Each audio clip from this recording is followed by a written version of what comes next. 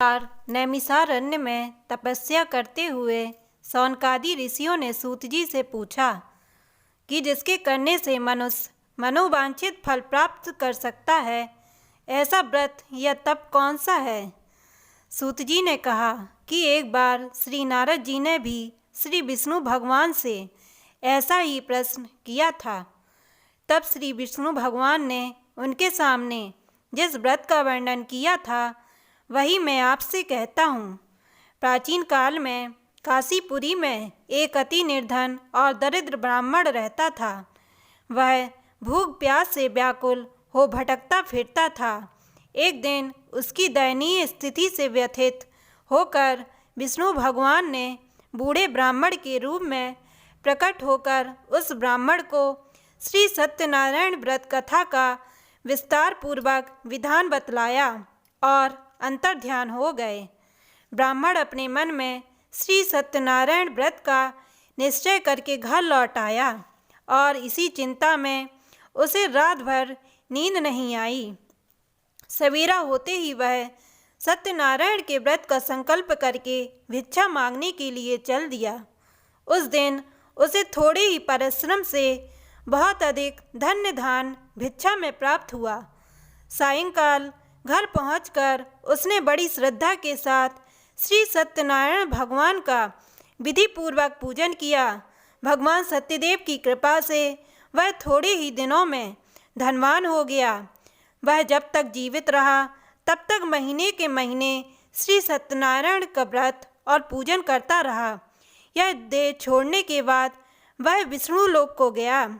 सूत जी पुनः बोले कि एक दिन वह ब्राह्मण अपने बंधु बांधवों के साथ बैठे ध्यान मग्न हो श्री सत्यदेव की कथा सुन रहे थे।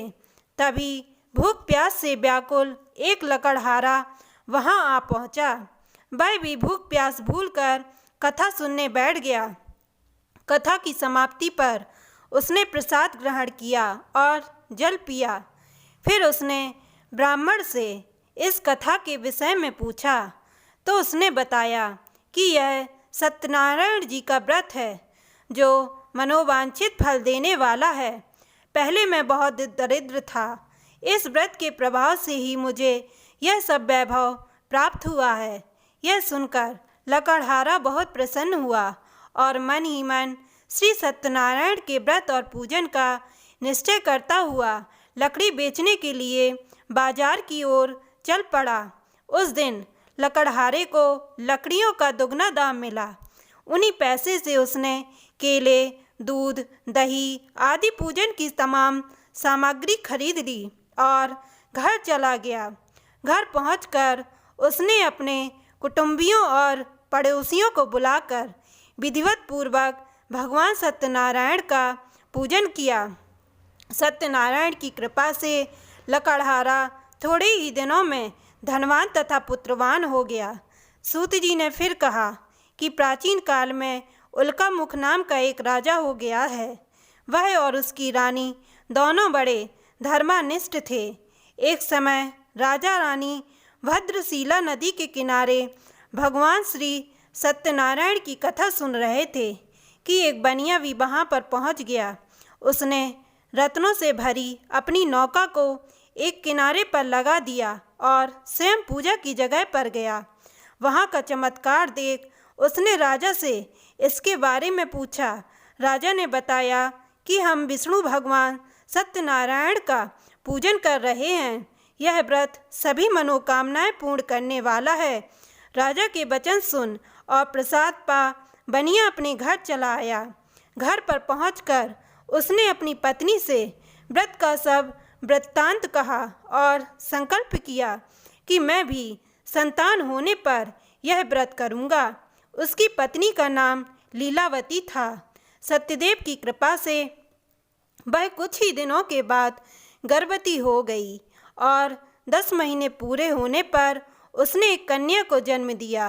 कन्या का नाम कलावती रखा गया और वह चंद्रभाव की कलाओं के समान नित्य प्रति बढ़ने लगी। एक दिन अवसर पाकर लीलावती ने अपने पिता को सत्यदेव का व्रत करने की बात याद दिलाई तो उसने कहा कि मैं यह व्रत कन्या के विवाह के समय करूँगा।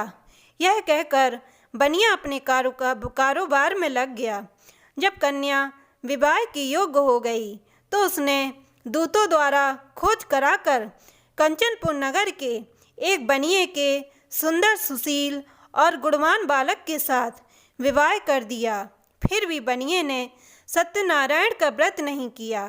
इससे श्री सत्यनारायण भगवान अप्रसन्न हो गए। कुछ दिनों बाद बनिया अपने दामाद को लेकर समुद्र के किनारे रत्नसारपुर में व्यापार करने लगा। एक दिन रत्नसारपुर के राजा चंद्रकेतु के खजाने से चोरों ने बहुत सा धन चुरा लिया। राजा के सिपाही चोरों का पीछा कर रहे थे। चोरों ने जब देखा कि सिपाहियों से बचना कठिन है तो उन्होंने राजकोष से चुराए हुए तमाम धन को एक जगह फेंक दिया और स्वयं भाग गए। वहीं बनिए का डेरा था। सिपाही चोरों को ढूंढते हुए उसी जगह पहुंच गए और उन्होंने दोनों बनियों को चोर समझकर पकड़ लिया। राजा ने दोनों बनियों को जेल में डालने का आदेश दिया और उनका धन कोष में जमा करा दिया। श्री सत्यदेव के कोप से लीलावती और कलावती भी बड़े दुख से दिन काट रही थीं। एक दिन कलावती भूख प्यास से बहुत व्याकुल होकर एक मंदिर में चली गई। वहाँ श्री सत्यनारायण की कथा हो रही थी। वहाँ बैठकर उसने कथा सुनी और प्रसाद लेकर रात होने पर घर पहुँची। माता ने देरी का कारण पूछने पर उसने सब बात कह दी। उसकी बात सुनकर लीलावती को अपने पति की भूल याद आ गई और उसने श्री सत्यदेव के व्रत का निश्चय किया। उसने अपने बंधु बांधवों को बुलाकर श्रद्धापूर्वक कथा सुनी और विनम्र भाव से आर्त होकर भगवान सत्यदेव से प्रार्थना की कि मेरे पति ने संकल्प करके भी जो आपका व्रत नहीं किया उसी से आप अप्रसन्न हुए थे। आप कृपा करके उनका अपराध क्षमा करें। लीलावती की प्रार्थना से श्री सत्यदेव जी प्रसन्न हो गए। उसी रात्रि में श्री सत्यदेव भगवान ने राजा चंद्रकेतु को स्वप्न में दर्शन देकर कहा कि प्रातःकाल होते ही दोनों बनियों को जेल से छोड़ दो और उनका सभी धन उन्हें लौटा दो, वरना पुत्र पौत्र समेत तुम्हारा राज नष्ट हो जाएगा। इतना कहकर सत्यदेव जी तो अंतर ध्यान हो गए और राजा ने भी सवेरा होते ही दोनों बनियों को मुक्ति का आदेश दिया। साथ ही उनका धन उन्हें लौटा दिया और बहुत सम्मानपूर्वक उन्हें विदा किया। दोनों बनिए आनंदित हो अपनी नौका लेकर घर की ओर चल पड़े। तभी श्री सत्यदेव नारायण भगवान सन्यासी के वेश में उनके समीप आए और बोले कि तुम्हारी नौका में क्या है। बनिए ने हंसते हुए उत्तर दिया कि नौका में लता पत्रों के सिवाय और कुछ भी नहीं है। यह सुनकर दंडी स्वामी ने कहा कि तुम्हारा वचन सत्य हो। स्वामी के चले जाने पर बनिए ने देखा कि नौका हल्की होकर ऊपर को उठ रही है। उसे बड़ा कौतूहल हुआ और यह देखकर कि नौका में तो सचमुच में ही लता पत्र भरे हैं, वह बेहोश होकर गिर पड़ा। किंतु दामाद ने कहा कि इस प्रकार घबराने से काम न चलेगा। यह सब उन्हीं स्वामी की करामात है। चलकर उनसे प्रार्थना की जाए तो फिर वैसा ही हो जाएगा। दामाद की बात मानकर बनिया स्वामी के पास पहुंचकर उनके चरणों में गिर पड़ा और बार बार उनसे क्षमा मांगने लगा।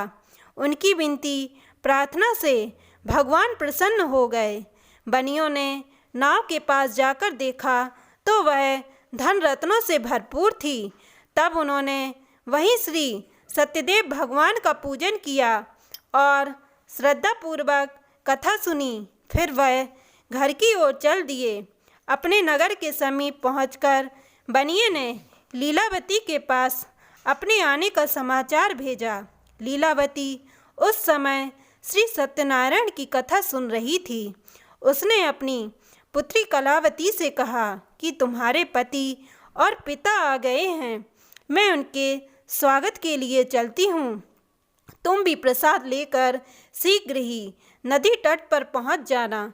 कलावती प्रसन्नता के कारण इतनी विमुग्ध हो गई कि वह कथा का प्रसाद लेना ही भूल गई और तुरंत ही नदी के तट की ओर दौड़ पड़ी। वह ज्यों ही नदी के किनारे पहुंची त्यों ही उसके पति सहित नौका जल में डूब गई। यह देख बनिया हाहाकार करके छाती पीटने लगा।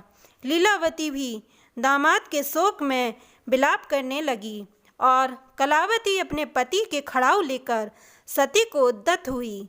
तभी आकाशवाणी हुई कि हे बड़े, तेरी कन्या सत्यनारायण के प्रसाद का निरादर करके पति से मिलने के लिए आतुर होकर दौड़ पड़ी थी। यही वह प्रसाद लेकर फिर आए तो उसका पति जी उठेगा। यह सुन कलावती घर की ओर दौड़ गई और श्री सत्यनारायण का प्रसाद सेवन कर नदी के किनारे आई तो क्या देखती है कि उसके पति नौका समेत जल पर तैर रही है। यह देख बनिया भी प्रसन्न हो गया और अपने घर पहुंच गया। वह जब तक जीवित रहा तब तक श्री सत्यदेव नारायण का व्रत करता रहा तथा श्रद्धापूर्वक कथा सुनता रहा। इसके पश्चात सूतजी बोले कि एक समय तुंगध्वज राजा शिकार खेलने के लिए वन में गया हुआ था। वहाँ उसने देखा कि एक बरगद के वृक्ष के नीचे बहुत से गोप ग्वाल इकट्ठे होकर सत्यनारायण की कथा सुन रहे हैं। राजा ने ना तो सत्यनारायण को नमस्कार किया और ना ही पूजन के पास ही गया। गोपगण राजा को देखकर स्वयं प्रसाद लेकर उसके पास आए और प्रसाद राजा के सामने रख दिया। राजा ने प्रसाद की कुछ परवाह न की और महल की ओर चल दिया। राजद्वार पर पहुंचते ही राजा को मालूम हुआ कि उसके पुत्र पौत्र और धन संपत्ति सब नष्ट हो गए हैं।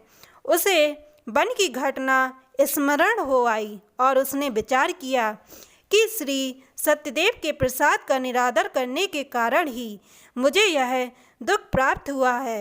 यह सोचकर राजा पुनः वन में दौड़ गया और सब गोप ग्वालों के साथ मिलकर श्रद्धा और भक्ति के साथ श्री सत्यदेव का पूजन करके प्रसाद ग्रहण किया। इसके बाद वह घर पर लौट आया तो उसके पुत्र पौत्र भी जी उठे और नष्ट हुई संपत्ति भी ज्यों की त्यों हो गई।